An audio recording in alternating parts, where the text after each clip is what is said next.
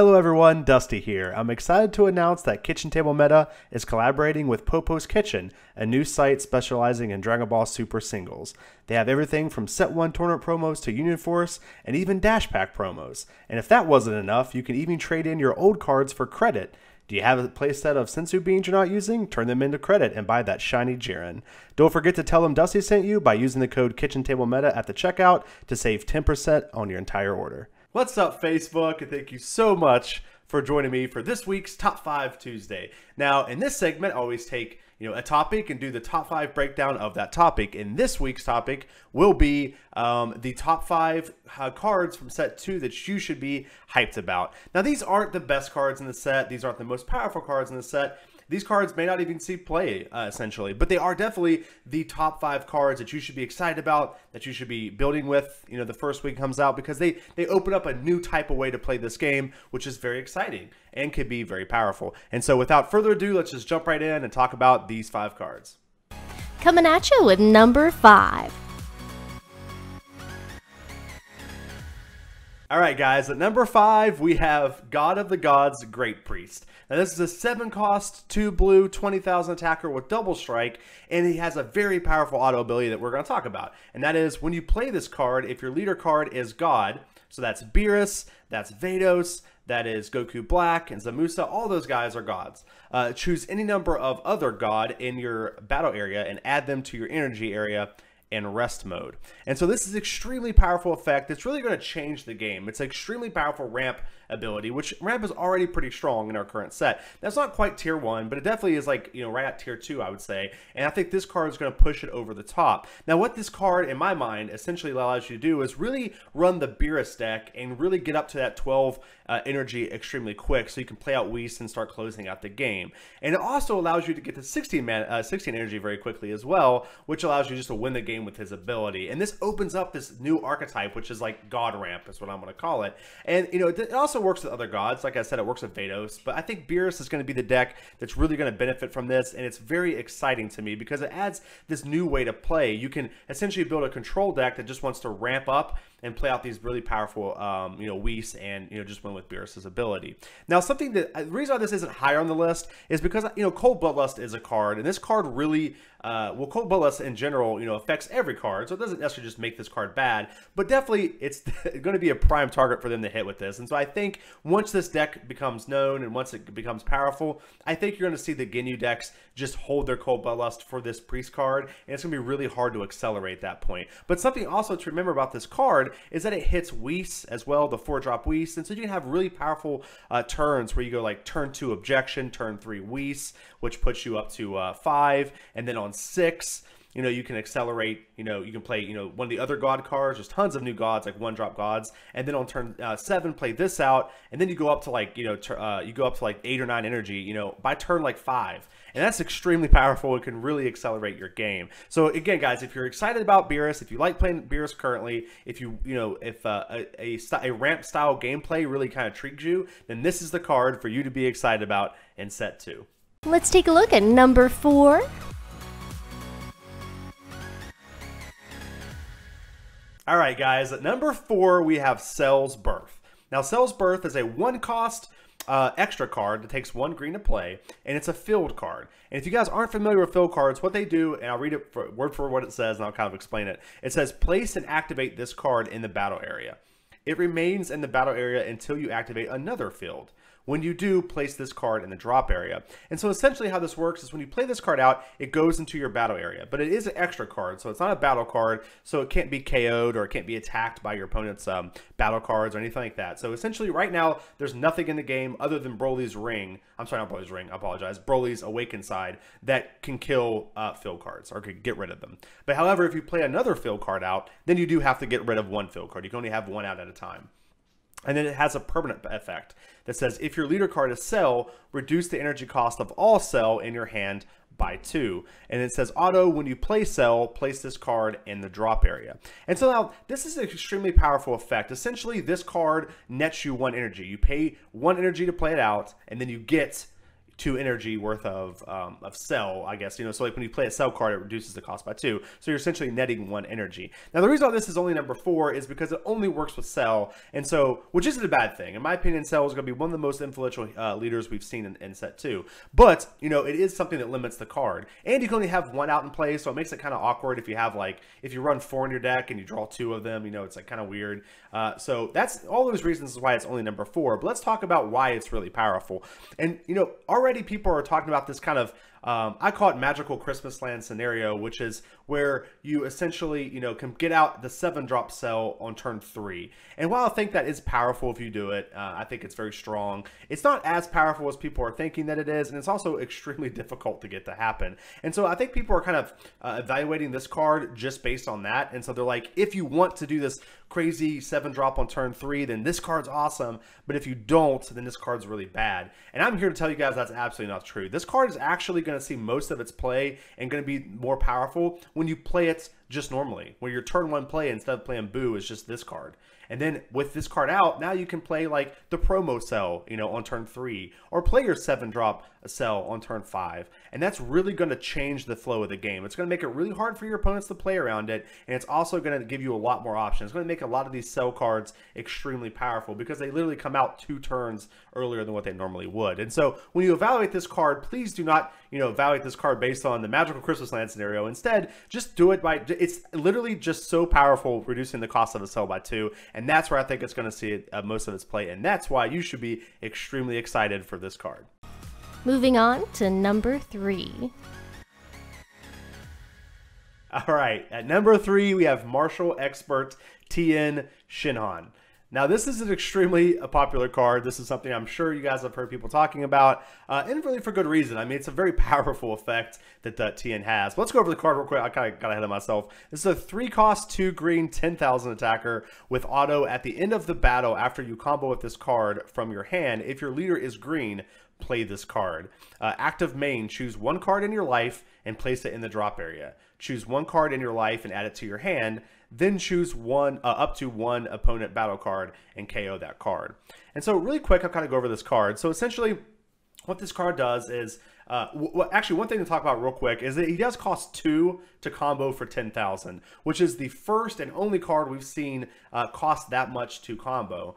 And I think this is a huge downside for this card. I'll get into this a little bit later in the discussion. But first, let's just talk about the card. And so you can combo with this card, and if your leader is Cell, I guess Cell does work, but if he's green, you can play him out in rest mode, which, so he can't attack, which is very powerful. Now, the main thing that makes him really powerful is that he gives every leader a very consistent way to awaken. And what I mean by that is that his next ability that says active main, choose 1 card in your life. So you pick 1 card in your life, you place that in the drop area. You discard that one. You just crit yourself, essentially. And then you choose 1 card in your life and add it to your hands. And then you draw a card from your life. And then after that, you choose up to 1 battle card in your opponent's battle area and KO it. So that's extremely powerful. Essentially, you get rid of 2 of your life every time you use this card. So if you're 8 life, you can play this card out. Also, it's not once per turn, so you can literally use this as much as you want. So you can literally play this card out and just go 2-2, you kill 2 of your guys, awaken my leader. But the downside with this guy is you have a pretty crappy battle card after that happens.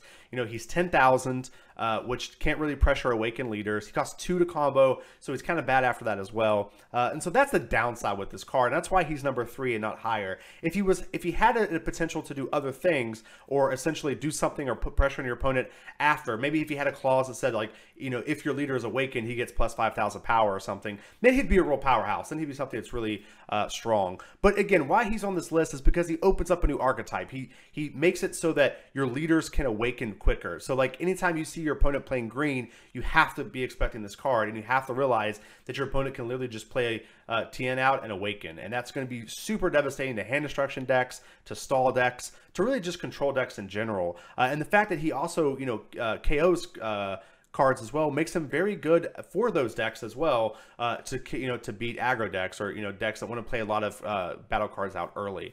And so again, guys, for that reason and many more, that's why he's number 3. And again, I think the only other thing I've really talked about, I talked about him being you can do him as many times as you want, which is extremely powerful. But the last thing I want to talk about with this card is that it says choose up to 1 opponent's battle card. And since it says up to 1, you can choose 0 as the number. And so if your opponent has no battle cards in play, you can still do this effect to awaken, which makes him, also very, very strong as well. So anyway, guys, that's why he's number 3. I hope you guys like TIEN because he is very exciting, and I can't wait to see what he does in set 2. Number 2 coming at ya.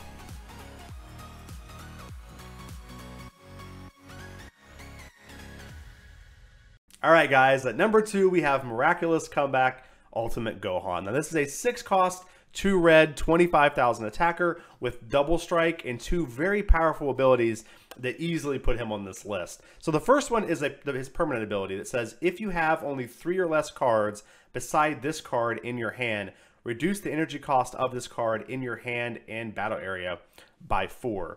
The next ability is auto. When this card KOs your opponent's battle card, inflict 2 damage to your opponent. Now, there's a couple reasons why this card is on the list. Number 1, he takes advantage of a really neat ability that I think is very powerful in set 2, and I think he's probably the best of this type of ability. And that is, if you have less cards in your hand, something happens. And I think this is extremely smart and extremely powerful ability that needs to be in the game, because in set 1, it's all about card advantage. I talk about it all the time in my videos. Card advantage is king, and that's very, very true. But in this set, they've really tried to change it up a little bit by making it so if you have less cards in your hand, a super powerful effect happens. Or if you have less cards in your hand, when this card attacks, draw a bunch of cards or whatever. And I think that's awesome. But I think Gohan is the most powerful version of this because he reduces cost by 4, making him a 2-drop, which means you can get him out on turn 2 possibly, but you can, more consistently get him out on turn 3 or 4, which makes him extremely, extremely powerful. Now, a 25,000 double striker on turn, 2 or 3 or 4 or whatever is very powerful. But his next ability is what really put him on this list and really made me want to talk about him. Essentially, he's opened up a new archetype, and this is an archetype that's in other games and was, there's pieces of it in set 1, but this card takes it to a new level in set 2, and that is Burn. And what Burn is, it's an archetype where essentially you don't use your creatures or your battle cards, or your Pokemon or whatever, you normally use in games to attack with. Instead, you use spells or extra cards, to do damage to your opponent directly. And this is a very popular archetype, and this is something that this card is going to, essentially bring into our game, which is extremely exciting because when this card KOs your opponent's cards, you do 2 damage to your opponent. And that's all you have to do. You just have to essentially attack their guy. If you kill it, which is pretty possible, then you can just deal 2 damage. And if you do that, 4 times, then you win the game. And so that's extremely powerful when you put that together with hits. You put that together with Bobbity and the Boo's Sil Ball. It really brings up this archetype that isn't currently in the game, and that's exciting. That should get you guys really excited. Now, there's a couple downsides with Gohan. One being that he can't attack active cards, so you're gonna have to, again, essentially put other cards in your deck that will allow him to do that. You can use the yellow card that exhausts all your opponent's battle cards, so you can then attack them. You can use stuff like Goldos. So I think this guy's going to be really good with yellow. But again, a very powerful effect, something that you guys should really be thinking about and should get you really excited when moving into set 2. Finally, number 1.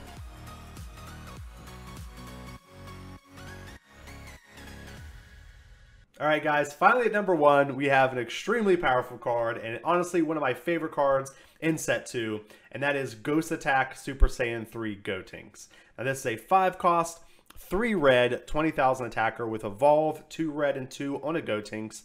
Permanent ability that says if you have 4 or less cards in your hand, this card and all your ghost tokens gain double strike. And then an auto ability that says when you play this card, play 3 ghost tokens. Ghost tokens have 15,000 power. Now, this card is absolutely bonkers. I've talked about it a lot in my spoiler video. I'm sure you've seen a lot of other people talk about it. And this card is extremely powerful just on its own. And if I had like maybe the top 5 cards of set 2, this would probably, obviously on the list and maybe even number 1. It's an extremely powerful card. But why it's on this list, which is 5 cards you should be super hyped about, other than just the fact it's an amazing card, is that this essentially is the card that brings up, in my opinion, is the best token generator card, which is another new archetype that got brought into our game in set 2, and it's something you should be very excited about because tokens is a very popular archetype that people love to play. And so it's another way for us to get people into our game and say, hey, you like to play tokens and Magic? cool, come try out tokens in this game. And if you show them GOTENKS and they love tokens, it's not going to take very much convincing to get them to come play, because this guy is absolutely insane. Not only does he make, 45,000 power worth of tokens when he comes into play, which on its own is insane. He also has the ability to possibly give those guys and himself double strike, which makes this guy an extreme finisher, and honestly, is probably the best token generator that we've seen in the set. Now, I call him Papa Chilled, he's my boy, but honestly, with the token rulings that we now have, which is that they're colorless and that they have no cost, tokens are very vulnerable to essentially board wipe effects. Since they have no cost, they can just literally be killed. So if you play out Bardock, you can literally just kill all of your opponent's tokens. And so for tokens to be a good archetype, for it to be essentially a powerful meta strategy, it needs to have a way to either protect those tokens, which we don't currently have, or make tokens extremely powerful and kind of an alpha strike, which is what GOTENKS does. Essentially, you play him out. If you have any other tokens on the field, you can have, let's say you have 2 ghost tokens from the extra card, then you play him out, you get 3 more. Now you have 5 15,000 double strikers plus him, and it's a finishing strike, which is extremely cool and really, really neat. So for all those reasons, that's why Ghost Attack Super Saiyan 3 GOTENKS is my #1 pick, and I think it's the #1 card for you guys to be excited about moving into set 2. All right, guys, that's it for this episode of Top 5 Tuesday. I hope you guys really enjoyed it as much as I enjoyed making it, because this list was super fun for me. Essentially, these are the 5 cards I'm the most excited about, and I think are really going to change up the meta and really have the potential to bring out new archetypes for us to play with, which is always really exciting. And honestly, kind of from a designer standpoint, the whole point of bringing out a new set, right? You want to change things up, you want to bring out new exciting things, and these 5 cards definitely do that. Now, if these cards excite you, if these are some cards you want to get, don't forget to go to Popo's Kitchen. Again, the website is going to pop up here. You can check it out in the description. Go there, get these cards in your cart, put in KitchenTableMeta as your little code. You get 10% off, and it also helps me out, guys. So special thanks to Popo's Kitchen for reaching out to me. And also, it's just a fantastic site. I've talked to Andrew. I've used the site myself. It's a fantastic site and something you guys should definitely check out. Now, don't forget, tomorrow I'm going to have a special video to bring out for you guys. Again, it's just a thank you to let you guys know how much you mean to me, how much you guys have supported me. It's just unbelievable. I have a bunch of exciting announcements. I'm just going to kind of talk about the channel and some things I think I can do better in the future, and also some exciting announcements, again, that it's actually going to happen in the future. So please check that out tomorrow. Also, we have the Supercast coming out tomorrow as well, where me and Anthony are going to sit down and talk about judging and ruling in set 2. And honestly, if you guys are excited about being judges, or you just want to get into try to take the judge test in November, I hope this podcast will get you guys prepared and kind of get an idea of what you need to do to be a good judge. And so, guys, that's it for me for today. Thanks so much again for watching, and I'll see you next time.